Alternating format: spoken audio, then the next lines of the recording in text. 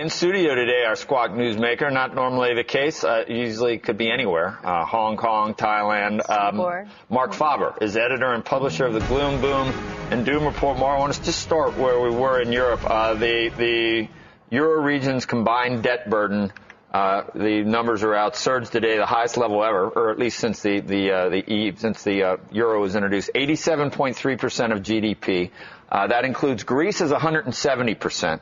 Of GDP. Italy and Portugal, 121% at Italy and 108% at Portugal. Now, the EU's debt to GDP limit, which they will strongly enforce, is 60%. So they have all these numbers that they have, but no one's in compliance with any of them. No government complies with anything.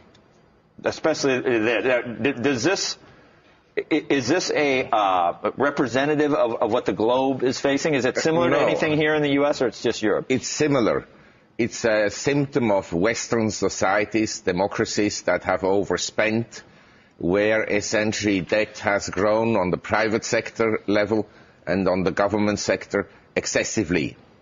And it always depends what you use debt for. I remember, for instance, in the 50s and 60s, South Korea had very high debts to GDP ratios because they invested a lot of money in plant and equipment and infrastructure. That's a different story from borrowing to spend, in other words, for consumption purposes. Borrowing for consumption purposes advances consumption to today, which would have taken place tomorrow anyways, sooner or later. And that debt burden on the private sector level, the household debt, once it becomes excessive, it cannot grow anymore. Nobody lends you money. And then automatically you have structurally weaker future growth.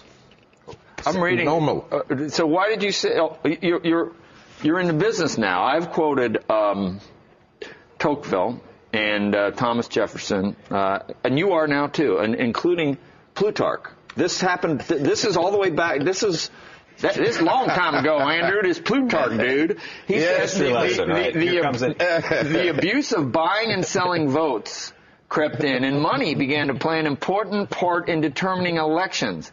Later on, this process of corruption spread to the law courts and then to the army, and finally the republic was subjected to the rule of emperors. And then Thomas Jefferson, the issue today is the same as it has been throughout all of history, whether man shall be allowed to govern himself or be ruled by a small elite. Why did you decide to tell our pre-interviewer these two quotes? Because history kind of repeats itself. In democracies, you start with good intentions, and then power becomes polarized among a few people, and eventually you have either huge changes occurring in a peaceful fashion through reforms, or usually through revolutions.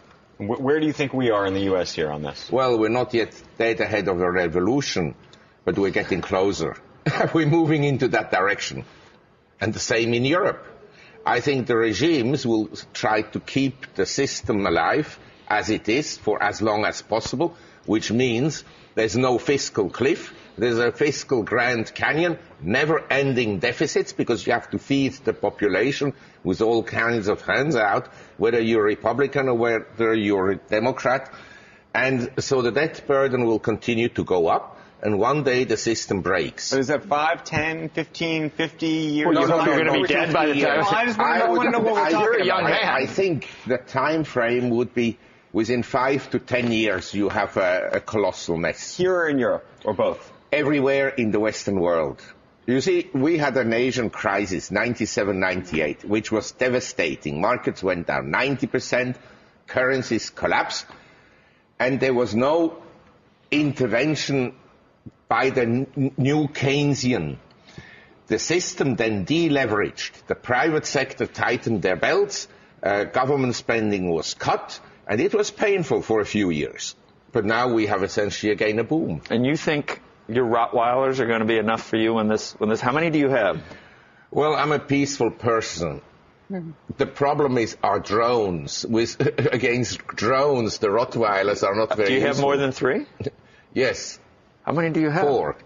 Do they respond to German commands? I mean, can you give me a good German command? Can you say, what would you say to them if they don't listen to you? If I tell them, shut up, then they shut up. They do. But, if you tell me that, I will. No, I'm not saying all right, let's go. To you, but I'm telling you, my Rottweilers are not model dogs. You're in your little Upper West. Everything's going to be fine. Don't you worry. Even though you walk outside and someone pushes you on the subway rail, but you're going to be fine. Mark, is there a plan though? Like if you're talking 5 to 10 years, this is some serious. I mean, let's put it this way. If you looked at a Simpson Bowles type plan, is that enough, or is there anything that can actually turn this around? I think the deficit here, irrespective who is in the White House next year, will stay above $1 trillion per annum for at least as far as the eye can see. Equally, no matter whether Mr. Bernanke is the Fed chairman in a year's time or somebody else, they're going to be money printers, because actually the doves at the Fed, most of them, they make Mr. Bernanke look like a hawk. Yeah, you were like a hawk. You were early on QE 15, 16, and 17. You said that a year ago. Yes, but we have now unlimited. I know, it's QEP. All right, so you also are talking about regulation and how that has increased to the highest levels in this country as well, right? Look, I was recently at the presentation and somebody told me natural gas is a game changer. This is the belief. That's why the U.S. market has outperformed just about any other market in the world. The stock market. The stock market, has yes. outperformed because of natural gas and how cheap it is? Well, the view is this. You invest in America. America is less bad than Europe. And Asia is, okay, they acknowledge the growth rates in Asia, but they have underperformed the U.S. by and large, the Asian economy, certainly China and Japan. Now, one of the reasons is they say the U.S. will become energy self-sufficient in 5 or 7 years, and natural gas will lead to a huge competitive advantage for the U.S. Now, yesterday, I arrived at Kennedy. So we go through immigration. I waited 2.5 hours in front of immigration to get through. You think natural gas will change any of that? This is ridiculous. The problem is we have, not only in the U.S., also in Europe, bureaucracies that are far too big.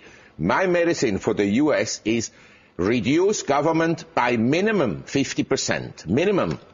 And people will then come to me and say, are you crazy to advocate austerity? Go ahead, say it to him. But look. I'm not going to say crazy. I'm going to ask, 50%. What is the impact of doing that now?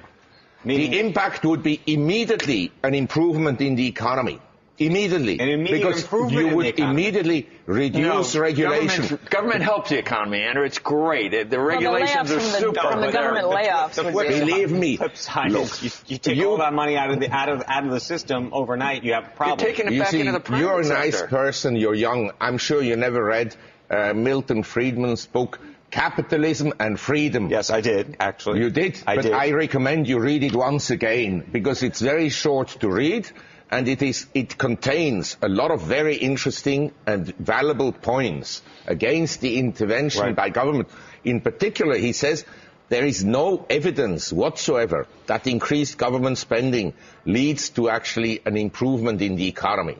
Well, when you think about it, for the government to spend, it has to tax the private sector to get to the money that it needs to spend, right? I mean, it seems... It takes the money in tax revenues away and hires people to bother you more. But 50% overnight would be pretty severe just in terms of the jobs market and the people who would lose their jobs. Not arguing that there needs to be cuts across the board. Can it happen more gradually? Yes, in 3 days.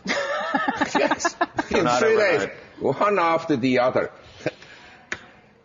Believe me, the economy would recover right away. These people would go, have to go and look for jobs. For military, for everything, or is it just across the board? We're at. I mean, there was a time not so long ago. I guess at the turn of the 20th century, in the we were at 8% of GDP. 8% government spending. That's the point. I know. That's the point. Now and the economy, 1870 to 1920. Had very strong growth rates on a real per capita income. And you were right. We have a $1 trillion deficit for 4 years in a row now. We had a period of deflation, but the standards of living increased dramatically. But look, we're here to talk about investments. I mean, the economy is one thing, the government is another story. What we're interested in is, are markets going to go up or down? And I believe we had this huge outperformance by the US. Now, 4 months ago, some European markets bottomed out. Greece, Italy, Spain, France, Portugal, they were 4 months ago at the 2009 lows or even lower. Since then, and actually I recommended at that time to buy, and I bought for the first time in my life European stocks, which I hate to do, but I did it simply because the valuations were low. Since then, Greece is up 65%. Now, I'm looking at Asia. In Asia, Thailand from the 2009 lows is up 250%. Other markets like the Philippines, Indonesia, Malaysia, Singapore are up by a similar amount. China was at 6,000 index in 2007. We're at 2,000. I think China and Japan could have a rebound here.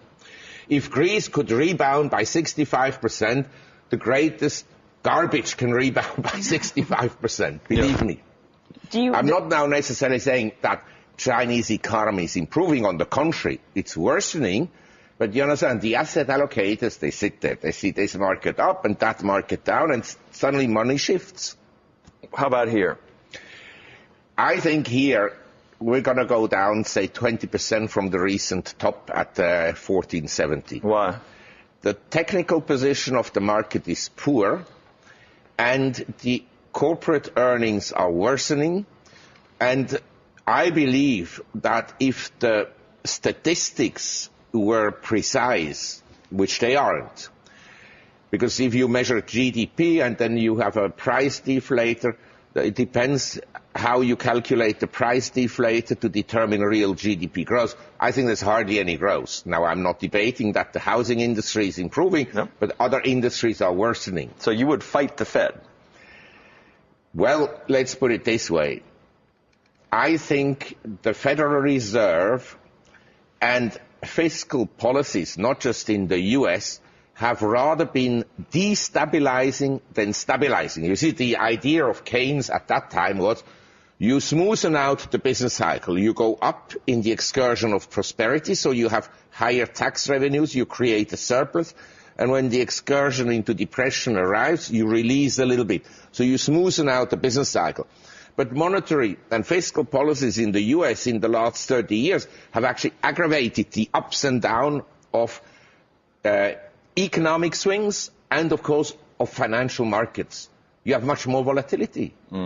Would you call, you saw Karl Lagerfeld called Hollande an idiot, and he got a lot of flack for it. Is idiot too strong a word for the French president? Or? Well, I mean, I don't like to call people idiots because maybe we're all idiots that we're in the financial sector, so I don't know. But I think he's probably also kind of an academic. And like a law professor? Yeah, something like this. Oh, and I believe that his policies are misguided. But a French friend of mine, he says, Marc, each time the socialists come in, the stock market goes up. That happens here sometimes too. Marc Faber, thank you very much. Great to see you. What are there? We got to go. What are the names of the four? Of the Rottweilers. The Rottweilers. I call them all Boss or Mia, because Mia in Thai we have the Palaya Luang, that's the big wife, and the Mia Noi is the small wife. So I have Mias. Thank you. It's great to have you in studio. Marc, before you go, would you sell Europe now, or Greece particularly after it's up 65%? Yes, I think I wouldn't buy it. But on a setback of, say, the market has rallied, say, 30 to 65% in these European markets I just mentioned. Now I expect a correction, but no new lows. I think you made 4 months ago a so-called secular low, like I believe 2009 in the US S&P 666. You're not going to revisit anytime soon, simply because if you throw money at the system, you support asset prices. That's right. Equally, I was in London the other day in Mayfair. The same here. Luxury properties, they're not going to collapse. They may go down 20%. But look, Sandy Weil, he bought West 15, his condo, for 43 million. In 2007, he sold it now for 88 million. And he called me up the other day and said, listen, you're always on CNBC. Tell Joe there is a condo for sale, 95 million. So if you want to bid, you're welcome. You know what? If he gives me the mortgage. Sandy could. Marc, thank you very much. Thank you. It's my pleasure.